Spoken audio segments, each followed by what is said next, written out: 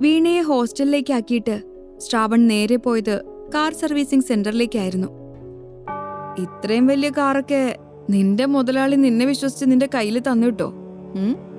ശ്രാവൺ ഒരു ഡ്രൈവറാണെന്നാണ് അയാൾ കരുതിയത്. പക്ഷെ അത് കേട്ടപ്പോ ശ്രാവണിന് ദേഷ്യമാണ് വന്നത്. സത്യം പറഞ്ഞോ, നീ കാർ എവിടെന്നാ മോഷ്ടിച്ച്? ഇതുപോലെ മോഷ്ടിച്ച സാധനമൊന്നും ഞാനിവിടെ കയറ്റാറില്ല. ശ്രാവണിന്റെ വേഷവിധാനവും ആ കാറും മാറി മാറി നോക്കിക്കൊണ്ട് അയാൾ പറഞ്ഞു. ഹലോ, ഞാനിത് മോഷ്ടിച്ചല്ല, എന്റെ സ്വന്തം കാറാ. വേണമെങ്കിൽ നിങ്ങൾക്ക് ഞാൻ എന്റെ ഐഡന്റിറ്റി കാർഡ് തരാം. നിങ്ങൾക്ക് നന്നാക്കാൻ പറ്റുമോ ഇല്ലയോ എന്ന് പറ. പറ്റില്ലെങ്കിൽ ഞാൻ വേറെ എങ്ങോട്ടെങ്കിലും കൊണ്ടുപോയിക്കോളാം. ശ്രാവൺ ദേഷ്യത്തോടെ പറഞ്ഞു.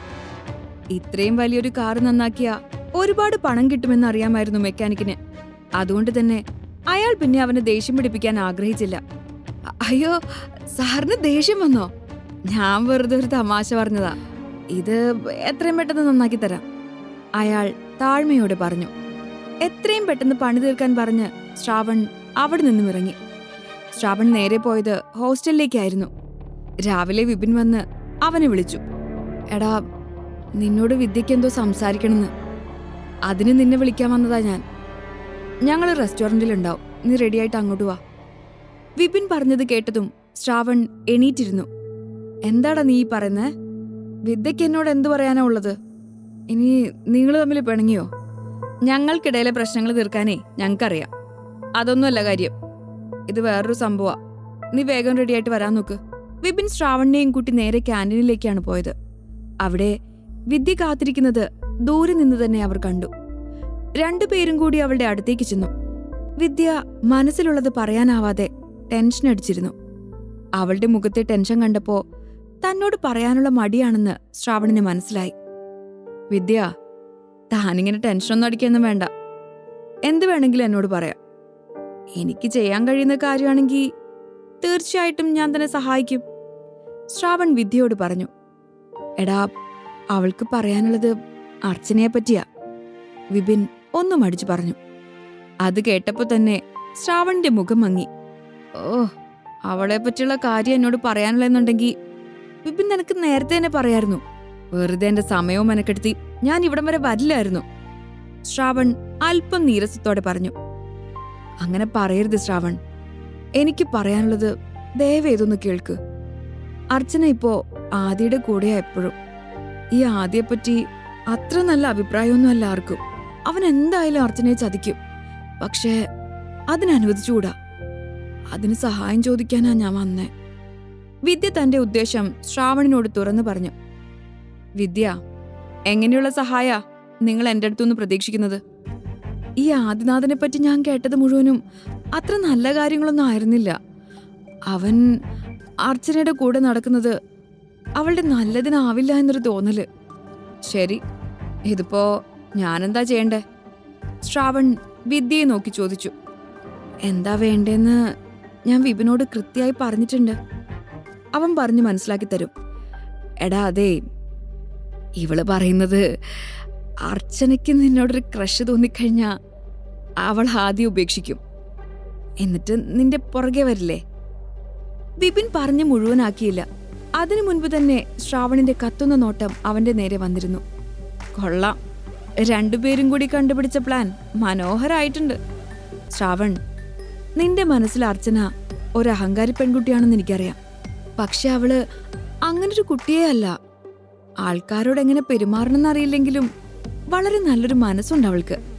അങ്ങനൊരാളെ ആദ്യ പോലൊരുത്തിന്റെ മുന്നിൽ ചതിക്കാൻ ഇട്ടുകൊടുക്കാൻ ഒരു നല്ല ഫ്രണ്ട് എന്ന നിലയിൽ എനിക്ക് കഴിയില്ല. വിദ്യ വളരെ സങ്കടത്തോടെ പറഞ്ഞു. ശരി, നിങ്ങൾക്ക് വേണ്ടി ഞാനിതിന് സമ്മതിക്കാം. പക്ഷേ ഇത് സക്സസ് ആവുമെന്ന കാര്യത്തില് എനിക്ക് ഒരു ഉറപ്പുമില്ല. അത് കേട്ടതും വിദ്യയ്ക്ക് ഒരുപാട് സന്തോഷായി. ശ്രാവൺ, നീ ഇതിന് സമ്മതിക്കുമെന്ന് എനിക്ക് അറിയായിരുന്നു. അതുകൊണ്ട് തന്നെ ഇന്ന് നമ്മൾ എല്ലാരും കൂടി ഒരു ട്രിപ്പ് പ്ലാൻ ചെയ്തിട്ടുണ്ട്. അർച്ചനയുണ്ട്. അപ്പോഴേക്കും അവിടേക്ക് അർച്ചന എത്തിയിരുന്നു. ശ്രാവണിനെ കണ്ടപ്പോ അവളുടെ മുഖം മങ്ങി. ഇവനെ നീ വിളിച്ചിട്ടുണ്ടോ? ഞങ്ങൾ തമ്മിൽ ചേരില്ല എന്ന കാര്യം നിനക്കറിയില്ലേ? പിന്നെ എന്തിനാ ഞാൻ വരുന്നിടത്തെല്ലാം നീ ഇവനെ വിളിക്കുന്നേ? അർച്ചന ദേഷ്യത്തോടെ വിദ്യയോട് ചോദിച്ചു. എടി, നീ അവനെ തെറ്റിദ്ധരിച്ചിരിക്കുക. അവനൊരു നല്ല ചെറുപ്പക്കാരനാ. നിന്നെ അവന് ഒരുപാട് കാര്യാണ്. അപ്പോഴേക്കും ശ്രാവൺ അർച്ചനയെ കണ്ട് അങ്ങോട്ടേക്ക് വന്നു. എടോ അർച്ചന, തന്റെ അസുഖമൊക്കെ മാറിയോ? ഇപ്പൊ എങ്ങനെയുണ്ട്? ചിരിയോടെ ശ്രാവൺ അർച്ചനയോട് ചോദിച്ചു. ഭേദമുണ്ട്. പക്ഷേ എന്നിങ്ങനെ എടോ പോടോന്നൊന്നും വിളിക്കുന്നത് എനിക്കിഷ്ടമല്ല. വേണമെങ്കിൽ എന്നെ അർച്ചന എന്ന് വിളിക്കാം. ഇതൊക്കെയല്ലേ മര്യാദ. അതുപോലും അറിയില്ലേ നിങ്ങൾക്ക്? സൗഹൃദപരമായി സംസാരിക്കാൻ വന്നിട്ട് അവൾ തന്നെ അപമാനിച്ചതോർത്ത് ശ്രാവണിന് ദേഷ്യം വന്നിരുന്നു. താൻ വിളിച്ചു വരുത്തിയിട്ട് ശ്രാവണിനെ അർച്ചന അങ്ങനെയൊക്കെ പറഞ്ഞപ്പോ വിദ്യയ്ക്കും സങ്കടമായി. എന്നാ പിന്നെ നമുക്ക് പോവാം.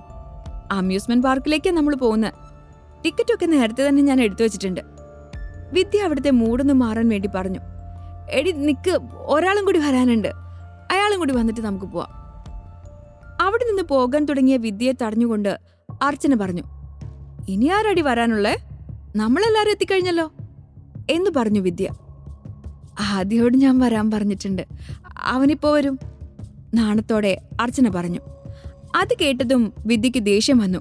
എടീ, നിന്നോടൊരു കാര്യം പറയാൻ കൂടി വേണ്ടിയാ ഞാൻ വന്നത്. അവനിന്നലെ എന്നെ പ്രൊപ്പോസ് ചെയ്തു. വീട്ടിൽ വന്ന് വിവാഹം അന്വേഷിക്കാന്ന് പറഞ്ഞു. ഞാൻ എതിർപ്പൊന്നും പറഞ്ഞില്ല. അർച്ചന പറഞ്ഞത് കേട്ടതും വിദ്യയും വിപിനും ഞെട്ടിപ്പോയി.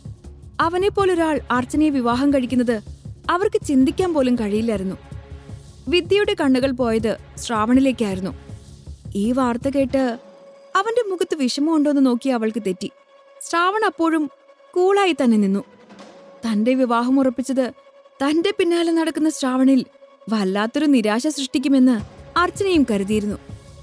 അവളും ശ്രാവണിന്റെ മുഖത്തേക്ക് നോക്കി. പക്ഷേ അവൻ ചിരിയോടെ തന്നെ നിൽക്കുന്നത് അവൾ കണ്ടു. അവൾക്കും ചെറിയൊരു നിരാശ തോന്നി. അപ്പോഴേക്കും അങ്ങോട്ട് ആദിനാഥ് കടന്നു വന്നു. അവന്റെ കണ്ണുകൾ അർച്ചനയിൽ തന്നെയായിരുന്നു. എന്റെ അർച്ചന, നീ അറിയുന്നില്ലല്ലോ എത്ര വലിയ വിഡ്ഢിത്താ നീ ചെയ്യുന്നെന്ന്. ഇവനെ പോലൊരാളെ നീ കല്യാണം കഴിച്ചാ ഈ ജീവിതകാലം മുഴുവനും ദുഃഖിക്കാനേ നിനക്ക് നേരം കാണും. നിനക്ക് വേണ്ടത് ശ്രാവണിനെ പോലൊരു പഞ്ചപാവത്തിനെയാ. വിദ്യ മനസ്സിൽ ചിന്തിച്ചു.